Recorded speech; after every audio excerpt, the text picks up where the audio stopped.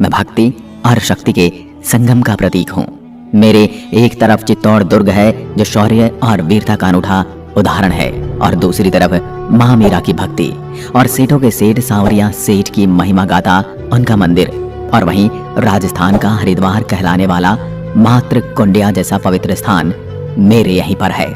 इसके साथ ही एशिया का सबसे बड़ा जिंक स्मेल्टर भी मेरे यहाँ चंदेरिया में स्थित है। आज मेरी इस आत्मकथा के माध्यम से मेरे से जुड़ी हर एक छोटी बड़ी जानकारी आप तक साझा करूंगा। शूरवीरों का शहर राजस्थान के इतिहास में सर्वाधिक शौर्य का प्रतीक लंबे समय तक मेवाड़ की राजधानी रहा है। मुझे महाराणा प्रताप का गढ़ और जौहर का गढ़ भी कहा जाता है। मेरा इतिहास रणबांकुरे राजपूत के शौर्य एवं उनकी स्त्रियों के जौहर की गाथाओं से सुशोभित है। चित्तौड़गढ़ में चित्रकूट दुर्ग, जिसे चित्तौड़गढ़ का किला भी कहा जाता है, उसका निर्माण मौर्य शासक चित्रांगद ने बैड़च व गंभीरी नदियों के संगम के पास पर्वत शिखर पर करवाया था। बप्पा रावल ने यहाँ गोहिल वंश का शासन स्थापित किया था। मैं मध्यकाल में राजस्थान की राजनीति का महत्वपूर्ण केंद्र रहा तथा मेरे यहाँ के शासकों ने बाहरी आक्रमणकारों का डटकर मुकाबला किया एवं इस क्षेत्र की स्वतंत्रता को अक्षुण्ण बनाए रखा। मैं प्रारंभ से ही वीरता एवं शौर्य की क्रीड़ास्थली तथा त्याग एवं बलिदान व स्वाभिमान का पावन तीर्थ रहा हूँ। स्वतंत्रता प्राप्ति तक यहाँ सिसोदिया वंश का शासन रहा तथा राजस्थान के एकीकरण के बाद मेवाड़ शासक महाराणा भूपाल सिंह जी को नवगठित राजस्थान का महाराज प्रमुख बनाया गया। मेरा कुल क्षेत्रफल 10,856 वर्ग किलोमीटर है, जिसमें से 1120.75 वर्ग किलोमीटर वनीय क्षेत्र है। मेरे पड़ोसी जिलों की बात करें तो उत्तर में भीलवाड़ा, पूर्व में मध्य प्रदेश, दक्षिण में प्रतापगढ़, पश्चिम में उदयपुर व उत्तर पश्चिम में राजसमंद जिला है। मेरे को राजस्थान का गौरव खिजराबाद, मुझे शक्ति और भक्ति के प्रतीक के रूप में भी जाना जाता है। शक्ति के बारे में तो आप पिछले दुर्ग के वीडियो में देख ही चुके हैं। आज मैं आपको भक्ति की ओर लेकर चलता हूँ। मेरे यहाँ का प्रमुख मंदिर के बारे में संक्षिप्त जानकारी देता हूँ। तुलजा भवानी मंदिर। अगर आपने चित्तौड़गढ़ दुर्ग विजिट किया है तो इसके अंतिम द्वार रामपोल से दक्षिण की ओर तुलजा भवानी माता का मंदिर है, जिसका निर्माण उड़ना राजकुमार पृथ्वीराज के दासी पुत्र बनवीर ने कराया था, जिसने महापन्ना के लाडले चंदन को मार दिया था। इसी के पास पुरोहित जी की हवेली भी स्थित है। मात्र कुंडिया राशमी। चित्तौड़गढ़ जिले के राशमी पंचायत समिति क्षेत्र में स्थित हरनाथ परा ग्राम के पास बहने वाली चंद्रभागा व बनास नदी के किनारे स्थित यह तीर्थ मेवाड़ का हरिद्वार कहा जाता है। यहाँ पवित्र जल में अस्थियां प्रवाहित की जाती हैं। यहाँ हरिद्वार की भांति प्रसिद्ध लक्ष्मण झूला भी है। श्री शनि महाराज आलीधाम। कपासन चित्तौड़गढ़ में स्थित शनि महाराज का मंदिर। यहाँ एक प्राकृतिक तेल के 4 कुंड हैं, जिसमें शनि महाराज को चढ़ाया गया तेल इकट्ठा होता रहता है, जिसका उपयोग चर्म रोगों के उपचार में किया जाता है। और यहाँ पर 9 ग्रह देवताओं का मंदिर भी बना है, जिसमें उनकी अलग अलग मूर्तियां लगी हैं। यहाँ पर आने वाले भक्त अपने चप्पल यहीं पर छोड़कर जाते हैं, जिससे मंदिर के बाहर चप्पलों और जूतों का ढेर लगा रहता है। समिद्धेश्वर मंदिर चित्तौड़गढ़ दुर्ग। यह मंदिर 11वीं शताब्दी में मालवा के परमार राजा भोज ने बनवाया था। यहाँ प्राप्त शिलालेख के अनुसार महाराणा मोकल ने 1428 ईस्वी में इसका जीर्णोद्धार सूत्रधार जैता के निर्देशन से करवाया। यह शिव मंदिर नागर शैली में बना है। इसे मोकल जी का मंदिर भी कहते हैं। यहाँ 1150 ईस्वी का शिलालेख मिला है, जिसके अनुसार गुजरात के चालुक्य शासक कुमारपाल सोलंकी सन 1150 ईस्वी के लगभग अजमेर के चौहान शासक अर्णोराज को पराजित करने के बाद इस मंदिर में आए थे तथा इसकी एक दीवार पर शिलालेख लिखवाया था। सांवलिया जी का मंदिर मंडफिया। चित्तौड़गढ़ के मंडफिया गांव में सांवलिया जी का विश्वविख्यात मंदिर स्थित है। यहाँ काले पत्थर की श्री कृष्ण मूर्ति है। भक्त लोग इन्हें सांवलिया सेठ कहते हैं। जलझलनी एकादशी के मलम लावा जी की प्रतिमा को चांदी की भव्य रथ में बैठाकर पास के स्थित सरोवर में स्नान कराने हेतु लाया जाता है। स्थानीय लोग सांवलिया जी को अफीम के देवता के रूप में भी पूजते हैं। यह मंदिर इतना प्रसिद्ध है कि यहाँ देश भर से लाखों श्रद्धालु आते हैं और दिल खोलकर दान करते हैं। इनके दान पात्र से हर महीने करोड़ों रुपए निकलते हैं। इसी वजह से इनको सेठों का सेठ कहा जाता है। इनकी कृपा से कितने हॉस्पिटल और कॉलेज चल रहे हैं और यहाँ आने पर भक्त जन भोजन भी ग्रहण करते हैं। कोरोना काल में भी इस मंदिर के द्वारा दान दिया गया था। मीरा मंदिर। यह मंदिर चित्तौड़गढ़ दुर्गम इंडो आर्य शैली में निर्मित है।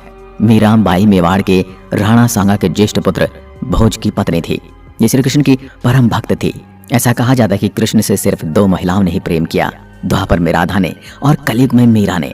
इनके कृष्ण के प्रति प्रेम का शब्दों में समेट पाना मुश्किल है। श्रृंगार शबरी शांतिनाथ जैन मंदिर, जिसे महाराणा कुंभा के कोषाधिपति के पुत्र बेलका ने 1448 से 49 ईस्वी में बनवाया था, जो चित्तौड़गढ़ किले में ही स्थित है। सतबीस देवरी 11वीं सदी में चित्तौड़गढ़ दुर्ग के अंदर बना एक भव्य जैन मंदिर, जिसमें 27 देवरियां होने के कारण सतबीस देवरी कहलाता है। चित्तौड़गढ़ का कुंभ श्याम मंदिर 8वीं सदी में चित्तौड़गढ़ दुर्ग में कुंभ श्याम मंदिर व कलिका माता, मूल रूप से सूर्य मंदिर जैसे विशाल प्रतिहारकालीन मंदिरों का निर्माण हुआ। ये दोनों देवालय मेवाड़ में मंदिर निर्माण के वास्तुशिल्प इतिहास में रेखांकित किए जाने वाले कोश चिन्हों के समान हैं। ये दोनों विशाल मंदिर महामारू शैली के हैं। महाराणा कुंभा ने 15वीं सदी में कुंभ श्याम मंदिर का जीर्णोद्धार करवाया था। असावरी माता का मंदिर चित्तौड़गढ़ की भदेसर पंचायत समिति के पास निकुंभ में असावरी माता का मंदिर है, जहां लकवे के मरीजों का इलाज किया जाता है। कहते हैं पोलियो और लकवे के ग्रस्त मरीज जब इस मंदिर में प्रवेश करते हैं तो वह स्वस्थ होकर वापस घर जाते हैं। शरीर के जिस अंग में पोलियो या लकवे की शिकायत होती है, ठीक होने के बाद भक्त उसके जैसे सोने चांदी का अंग बनाकर माता को भेंट करते हैं। आप जब भी इस मंदिर में जाओगे, आपको लकवा के मरीज हर समय दिखेंगे। मंदिर में दुर्गा पूजा, नवरात्रि, हनुमान जयंती के दिन विशेष पूजा अर्चना होती है और इस दिन माता के मंदिर में मेला भी भरता है। बाड़ोली के शिव मंदिर उत्तर गुप्तकालीन यह मंदिर परमार राजा हुन ने बनवाया था। यह बामनी और चंबल नदी के संगम क्षेत्र में राणा प्रताप सागर बांध के निकट चित्तौड़गढ़ के भैंसरोड़गढ़ में स्थित है। इन मंदिर को सर्वप्रथम मंदिर प्रकाश में लाने के कार्य 1821 में जेम्स टॉड ने किया। इनका निर्माण 18वीं से 11वीं शताब्दी के मध्य हुआ था। यह 9 मंदिरों का समूह है। इसमें सबसे प्रमुख मंदिर घाटेश्वर महादेव के नाम से विख्यात है। यह मंदिर गुर्जर प्रतिहार कला का उत्कृष्ट उदाहरण है। अब आप सोच रहे होंगे कि मैं सिर्फ आपको मंदिर ही बताऊंगा या इसके अलावा भी कुछ बताऊंगा, तो आपको उस इंतजार को भी मैं खत्म कर देता हूं और लिए आता हूं आपको मेरे प्रमुख पर्यटन स्थलों पर। मेरे यहाँ किले के अलावा नदियां, बांध और अभ्यारण्य भी मौजूद हैं। आइए संक्षिप्त में एक एक के बारे में बात करते हैं। विजय स्तंभ मालवा मांडू के सुल्तान महमूद खिलजी पर विजय के उपलक्ष्य में महाराणा कुंभा द्वारा चित्तौड़गढ़ दुर्ग में 9 मंजिल 9 खंडों के विजय स्तंभ का निर्माण 1440 ईस्वी में प्रारंभ करवाया गया था। 1448 में बनकर यह पूर्ण हो गया था। स्तंभ पर अल्लाह खुदा है और इसे भारतीय मूर्तिकला का विश्व कोश भी कहा जाता है।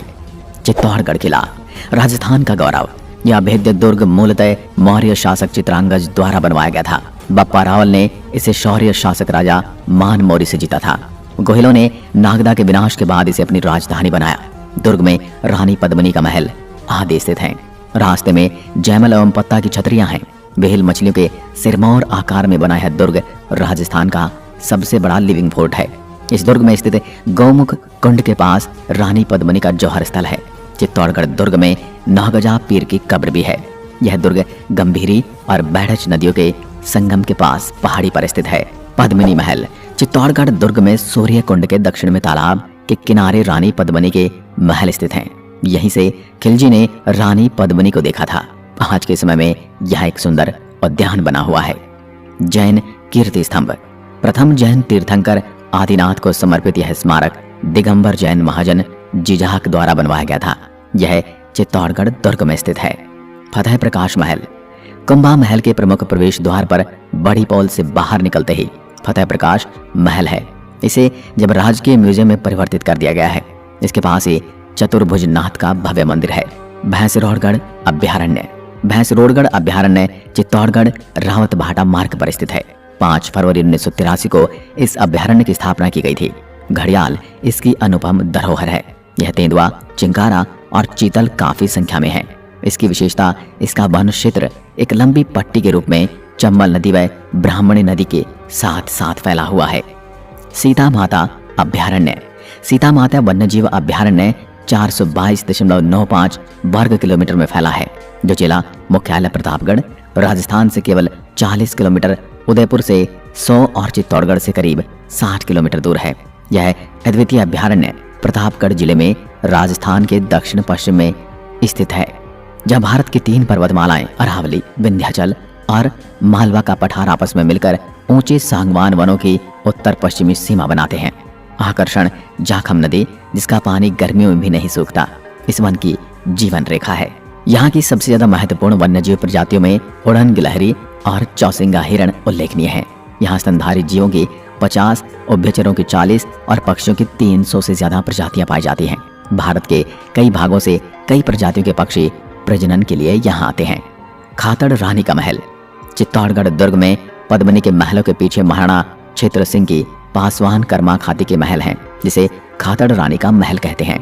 कर्मा खातड़ के पुत्र चचा और मीरा ने राणा मोकल की हत्या कर दी थी। 23 नवंबर 1981 में पद्मिनी महल में महाराणा सज्जन सिंह के दरबार का आयोजन किया गया था, जिसमें तत्कालीन गवर्नर जनरल लॉर्ड रिपन स्वयं शामिल हुए थे और महाराणा को great commander of star of India की उपाधि प्रदान की थी। मेरे यहाँ की घोसुंडा व निम्बा हेड़ा का तुर्रा कलगी ख्याल प्रसिद्ध है। महान मौर्य का शिलालेख इसे कर्नल टॉड ने समुद्र में फेंका था। इसमें अमृत मंथन का उल्लेख है। अकोला, यह रंगाई छपाई का प्रमुख केंद्र है। यहाँ की छपाई को दाबू प्रिंट के नाम से जाना जाता है। बस्सी, यह स्थान लकड़ी के खिलौने व कठपुतली बनाने के लिए जाना जाता है। कपासन, यह नगर नारियल के खोल की चूड़ियां बनाने के लिए विख्यात है। एशिया का सबसे बड़ा जिंक स्मेल्टर प्लांट चंदेरिया में है। सफेद सीमेंट का तीसरा कारखाना मांगरोल चित्तौड़ में है। आदिवासियों के मसीहा बावजी मेवाड़ के गांधी के नाम से प्रसिद्ध मोतीलाल तेजावत ने एक ही आंदोलन की शुरुआत मात्र कुंडिया से इसमें भीलों की किस मांगों का जिक्र किया, जिसे मेवाड़ पुकार की संज्ञा दी गई। विनोता की बावड़ी, मेरी बड़ी सादड़ी तहसील में स्थित इस बावड़ी का निर्माण स्थानीय जागीरदार सूरज सिंह शक्तावत ने करवाया था। चोलिया प्रपात, मेरे चोलिया गांव में चंबल नदी पर 60 फीट ऊंचा जलप्रपात यानी झरना है। दोस्तों, इसके अलावा जैसा कि आप सबको पता है, हमारा देश एक कृषि प्रधान देश है, लेकिन राजस्थान एक मरु राज्य है।